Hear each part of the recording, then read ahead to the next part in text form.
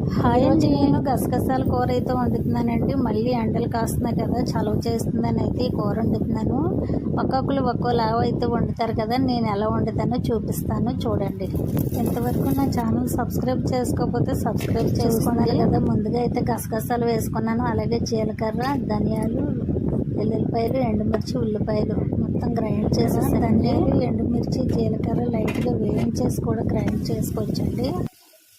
వెల్లుల్లిపాయలు, ఉల్లిపాయలు, గసగసాలు మాత్రం పచ్చిగానే నూరుకోవాలండి. ఇది శనగకాయలు అంటారు కదా, అందుకని నూరుకుంటే ఇంకా బాగుంటుంది. నా దగ్గర శనగకాయలు లేదండి, అందుకని మిక్సీలోనే గ్రైండ్ చేసేసాను. దీనికి కాస్త అంత ఆయిల్ ఎక్కువ పడుతుందండి, ఆయిల్ ఎక్కువ వేసుకోవద్దని తెలుసు, కానీ ఇలాంటి కూరలకి ఆయిల్ ముందుగా చిటికెడు ఆవాలు, జీలకర్ర, ఎండుమిర్చి వేసిన తర్వాత వెల్లుల్లిపాయలు ఎక్కువగా ఒలిసి వేసుకున్నానండి.